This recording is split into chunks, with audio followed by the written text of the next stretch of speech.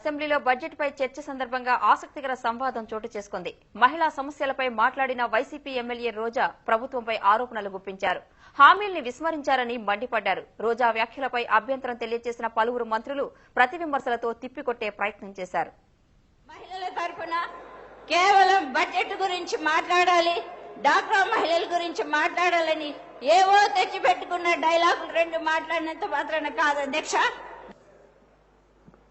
గౌరవ తోటి ఎమ్మెల్యే గారు చెప్పారు, డైలాగులు రాసిస్తే చెప్పారు అంటున్నారు అధ్యక్ష. 15 ఏళ్లు మహిళల కోసం పోరాడాం, మహిళా సమస్యల గురించి పోరాడాం. మేము ఎలక్షన్ల ముందర బెంగళూరు నుంచి రాలేదు అధ్యక్ష, అది వాళ్ళు గమనించాలి. ఆయన వాళ్ళ నాయకుడి గురించి వాళ్ళకన్నా మాకే బాగా తెలుసన్న విషయం కూడా ఆవిడ తెలుసుకుంటే మంచిది అధ్యక్ష. నా 2వ సంతకం బెల్ట్ షాపులు రిమూవ్ చేయడానికి అని చెప్పారు అధ్యక్ష గౌరవనీయులు ముఖ్యమంత్రి గారు.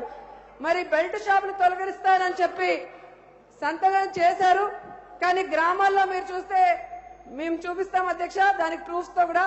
సెల్ ఫోన్లలో ఫోన్ చేసి చెప్తే డోర్ డెలివరీ చేసే స్థాయికి తెలుగుదేశం పార్టీ కార్యకర్తలు దిగజారిపోయి ఉపాధి హామీలాగా అది పెట్టుకున్నారంటే దాని గురించి ఆలోచించాలి అధ్యక్ష.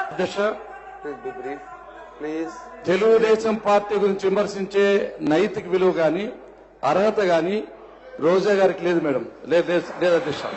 కారణం ఏమంటే ఆమె ఈ రాష్ట్రంలోని మహిళలు ఎన్ని జన్మలెత్తినా స్వర్గీయ నందమూరి తారక రామారావు గారు రుణం గాని చంద్రబాబు నాయుడు గారు రుణం తీర్చుకోలేదు అధ్యక్ష. పల్లె రఘునాథ్ రెడ్డి గారు చాలా చక్కగా చెప్పారు అధ్యక్ష. యథా రాజా తదా ప్రజ అంటారు అధ్యక్ష. కాంగ్రెస్ లో ఉన్నప్పుడు ఇదే ముఖ్యమంత్రి చంద్రబాబు నాయుడు గారు చిన్న నీటి పారుదల శాఖగా ఉన్నప్పుడు ఎన్టీ రామారావు ఏంటి పెద్దదా, ఆయన మీద నేను పోటీ చేస్తా, తెలుగుదేశం పార్టీ ఒక గాలి పార్టీ, దానికి భవిష్యత్తు లేదని చెప్పిన నాయకుడు అధ్యక్ష. ఆ తర్వాత ఇల్లరికంలో ఉంది మజా అంటూ సూట్ కేసులు సంఖ్యలో పెట్టుకుని అదే తెలుగుదేశంలో జంప్ చేసింది. ఈనాడు పతాక శీర్షికలో కార్టూన్లు కూడా మనం చూసాం అధ్యక్ష. అవి కూడా వాళ్ళు గుర్తు తెచ్చుకుంటే మంచిది అధ్యక్ష. మీరు ప్యాకప్ అయ్యే రోజు దగ్గరలో ఉంది, ఎవరు ప్యాకప్ అయ్యే రోజు దగ్గరలో ఉందో మీకే తెలుస్తుంది. ఆమెకి అర్థం కావటం లేదు. వాస్తవానికి ఇనమ్మా తల్లి ఇనమ్మా తల్లి ఇనమ్మా. డబ్బు అప్పు తీసుకున్న వాళ్ళకి అప్పు తీసుకోని వాళ్ళకి కట్టేసిన వాళ్ళకి అందరికీ 3 గ్రూపులు ఇస్తారు. అది ప్రామిస్ అది. ఆ విధంగా మంచి కార్యక్రమం చేసి అభినందించాల్సి భావించి ఈ విధంగా మాట్లాడడం దుర్మార్గం అధ్యక్ష. మరి ఆ పక్క పోయి ఇటు మాట్లాడుతుంది. అందరూ ఐరన్ లెగ్ అంటున్నారు కొంతమంది. మరి ఐరన్ లెగ్ కాదు, అది ఆమె తెలుసుకుంటే మంచిది. దాని గురించి మాట్లాడట్లా అధ్యక్ష. ఒక చిన్న క్లారిఫికేషన్ అధ్యక్ష. ఐరన్ లెగ్ అన్నారు అధ్యక్ష. 1999 మీ కాన్స్టిట్యున్సీ కూడా నేను ప్రచారానికి వచ్చాను అధ్యక్ష. 26 రోజులు నేను ప్రచారం చేయడం జరిగింది అధ్యక్ష. ఫస్ట్ టైం ప్రత్యక్షంగా ఎన్నికల్లో, అంటే ఫస్ట్ టైం ఎన్టీఆర్ గారి దగ్గర వెన్నుపోటు పొడిచి లాక్కున్నారు అధ్యక్ష. రెండోసారి ఎన్నికలు ఫేస్ చేసేటప్పుడు నేను ఎంత తిరిగానో మీ అందరూ మనస్సాక్షిని అడిగితే మీకే తెలుస్తుంది అధ్యక్ష. అప్పుడు చంద్రబాబు నాయుడు గారు ముఖ్యమంత్రి అయ్యారు. కాబట్టి ఐరన్ లెగ్ నేను కాదు అధ్యక్ష, ఐరన్ లెగ్ గౌరవనీయులైన గోపాలకృష్ణారెడ్డి గారు అని చెప్పడంలో ఎటువంటి సందేహం లేదు అధ్యక్ష. ఎందుకంటే ఆ రోజు చంద్రబాబు నాయుడు గారికి యాక్సిడెంట్ జరిగినప్పుడు అదే కారులో ఉన్నది ఆయన అధ్యక్ష.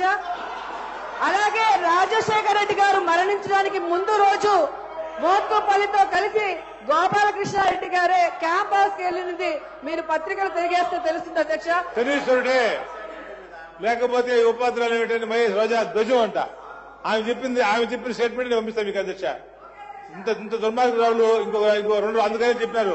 మీరు ఆ రోజు మాట్లాడినారు, మీరు ఇచ్చిన స్టేట్మెంట్ ఉన్నది పంపిస్తున్నాం. మరి ఆ రోజు నా కోసం పెట్టింది కాదు బాంబు, ముఖ్యమంత్రి ఏకంగా పెట్టారు బాంబు. ఎవరు పెట్టారు తెలుసు.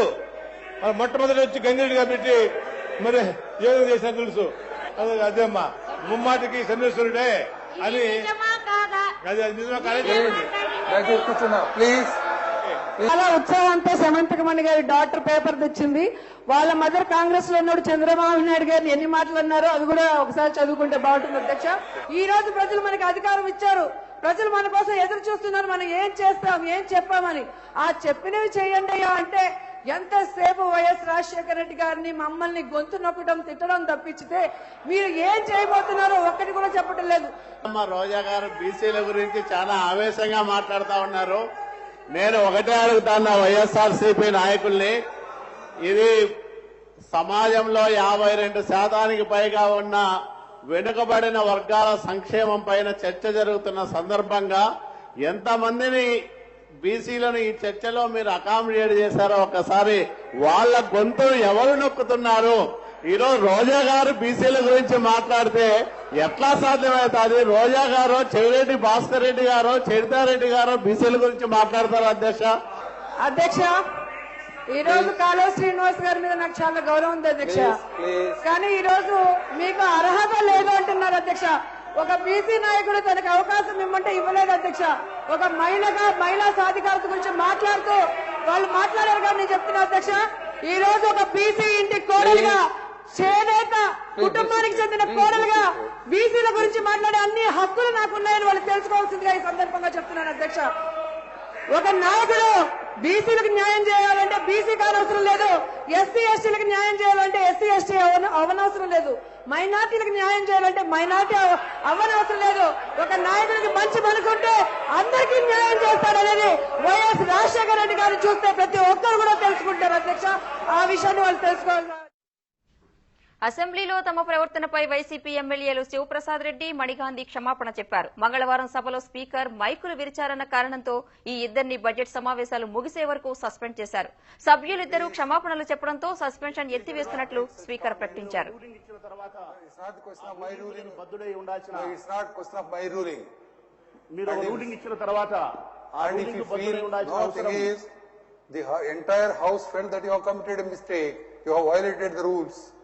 Then you come to the point. If you do not want to come to the point, tell that you do not want to come to the point. మా ద్వారా సభా సాంప్రదాయాలకు భంగం కలిగించితే ఐఎమ్ వెరీ సారీ. మణిగాంధీ గారు. అధ్యక్ష, మేము ఉద్దేశపూర్వకంగా అయితే చేయలేదు అధ్యక్ష.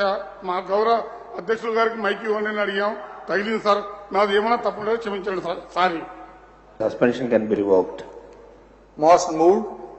Those who are for